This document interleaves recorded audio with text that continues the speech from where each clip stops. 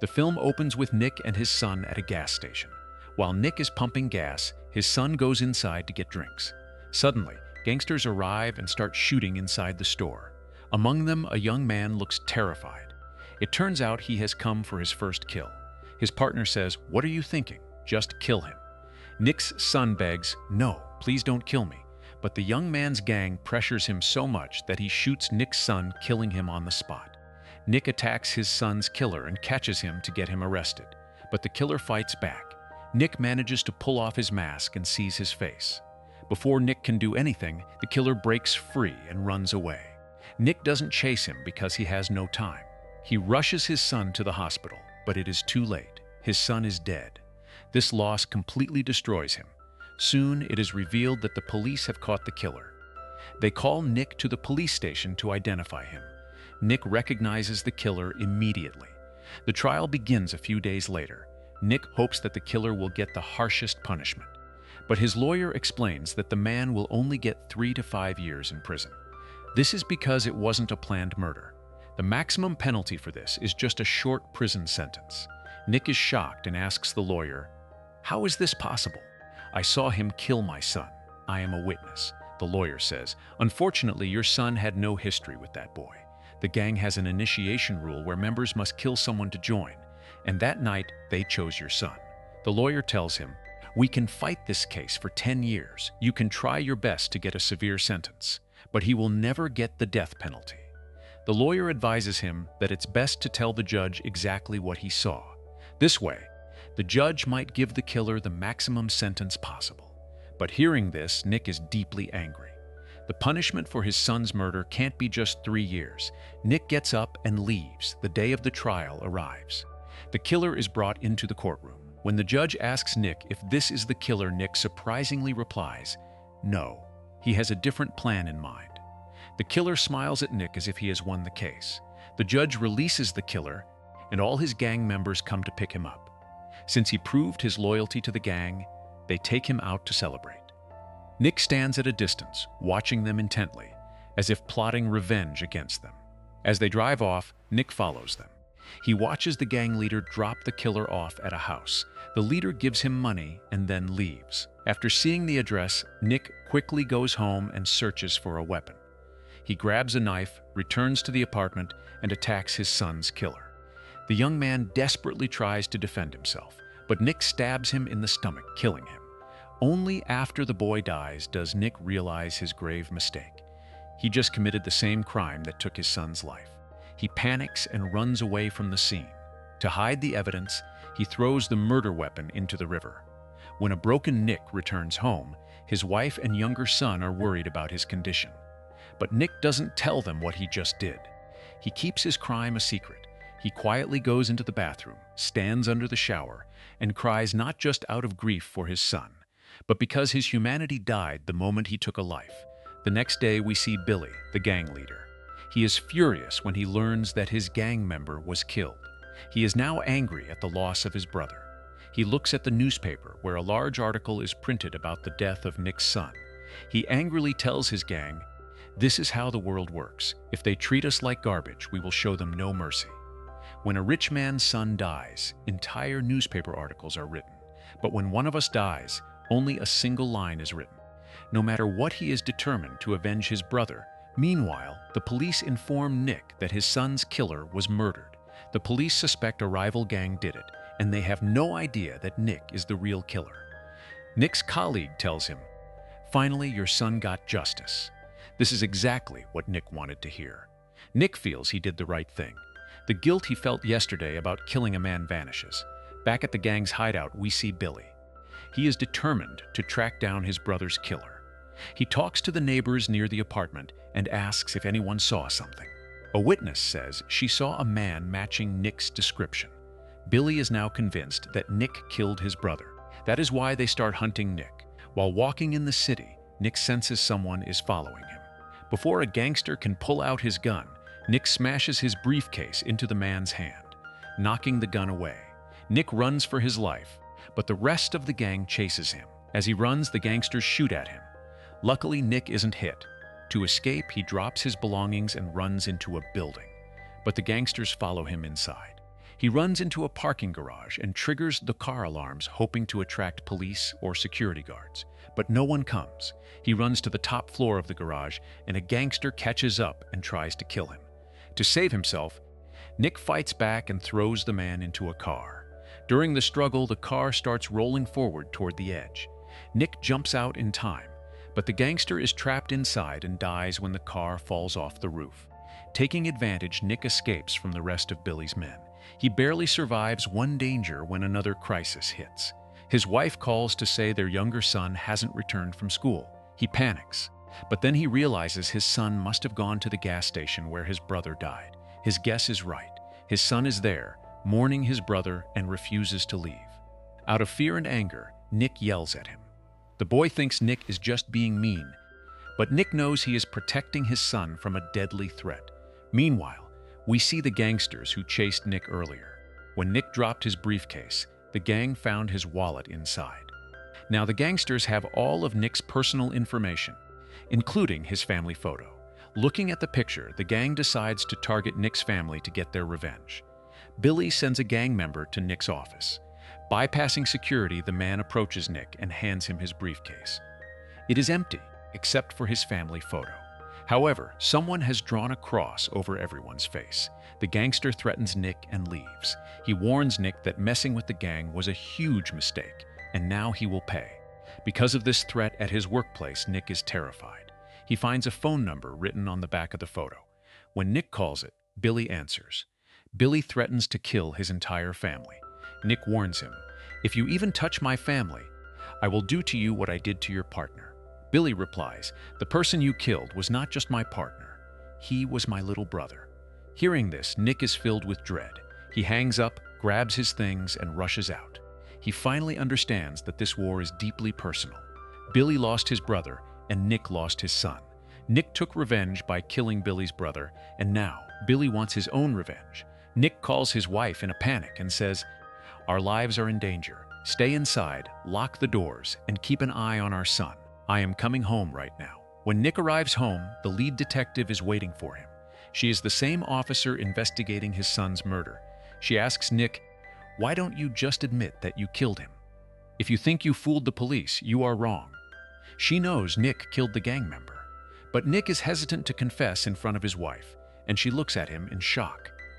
The officer warns Nick, "If you don't cooperate, you will face terrible consequences. You think you just killed your son's murderer, but you are wrong. He was part of a ruthless gang, and you just started a war." The officer turns to leave.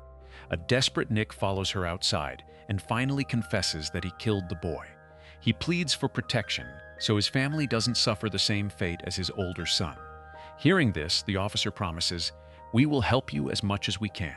2 officers will guard your house tonight, but you have to be very careful." Nick's wife, now aware of the terrible truth, breaks down in tears, but instead of blaming him, she comforts him. She says, "You didn't do anything wrong. You were only trying to get justice for our son." Later that night, they try to get some sleep.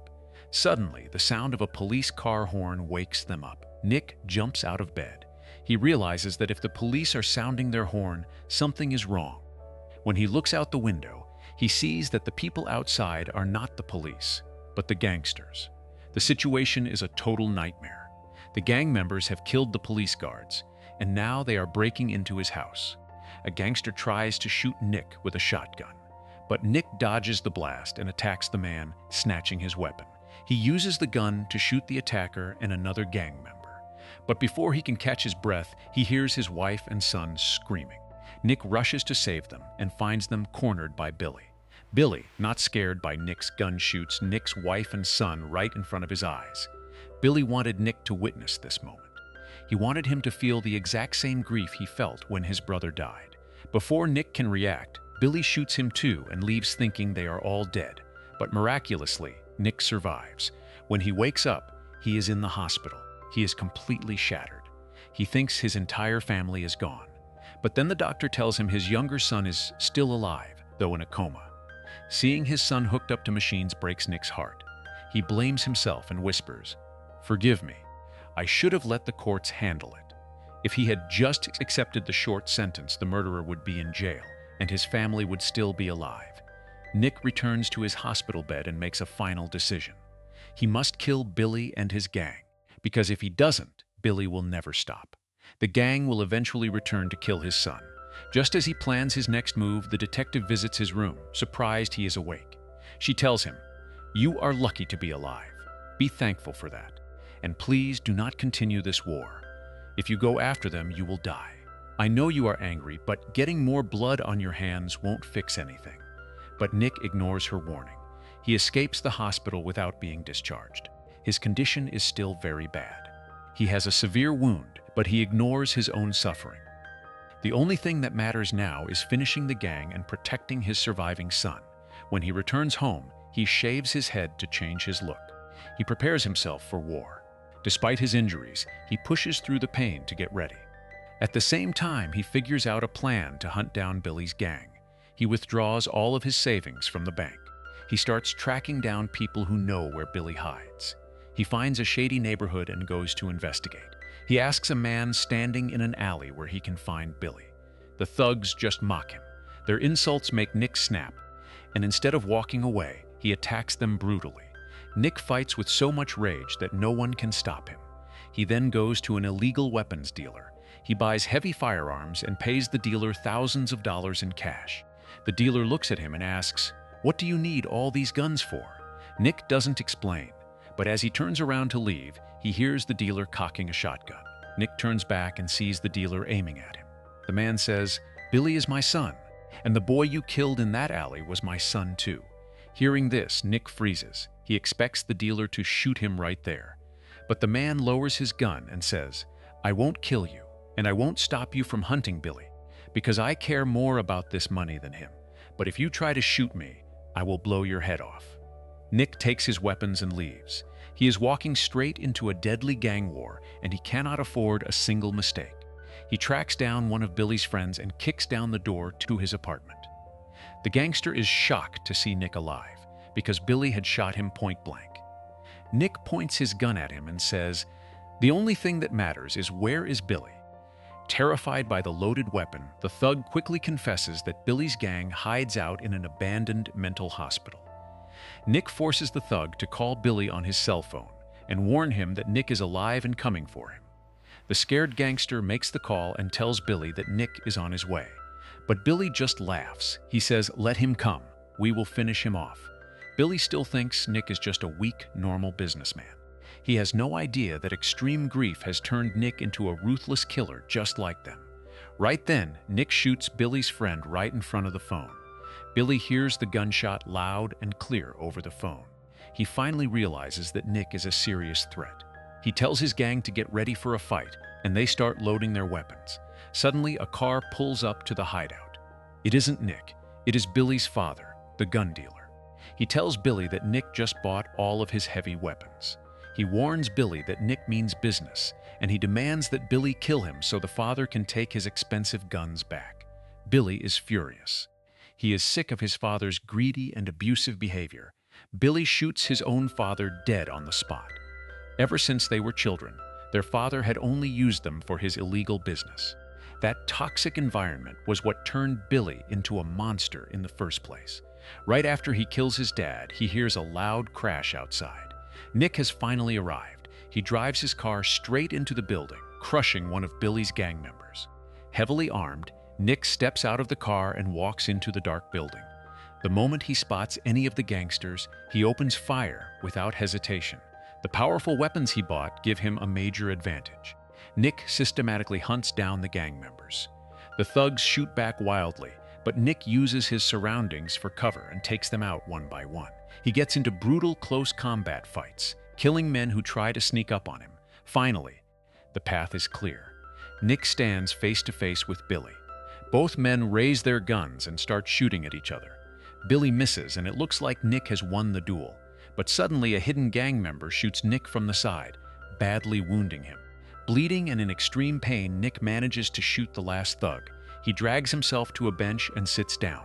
Billy, also bleeding, stumbles over to him. Billy sits down on the same bench right next to Nick and says, "Look what I turned you into. You are just as bad as me now." The cycle of violence ruined both their lives. Billy's brother killed Nick's son. Nick killed the brother, and now everyone is dead. Nick quietly pulls out a revolver he had hidden in his jacket and points it at Billy. Billy stares down the barrel. Billy realizes this is the end. Without another word, Nick pulls the trigger, ending Billy's life. His revenge is finally complete. He slowly gets up and goes back to his family home. He has lost a lot of blood, and he knows he is dying. He sits down on the couch in his living room and looks around. He remembers the happy life he used to have, all the beautiful moments he spent with his wife and children. Because of his quest for revenge, he lost almost everything. That is why this victory brings him no joy. His eyes slowly begin to close. Suddenly, the detective who handled his case arrives at the house. She walks in and tells Nick that his younger son has woken up from his coma. Hearing this, a faint smile appears on Nick's face. Everything he did today was to make the world safe for his boy. He knew that if he didn't wipe out the gang, they would have eventually come back to finish the job. But now, by sacrificing himself and winning this bloody battle, he has saved his son's future. He has protected his only remaining child from a life of fear. The film ends with Nick smiling peacefully, ready to rest.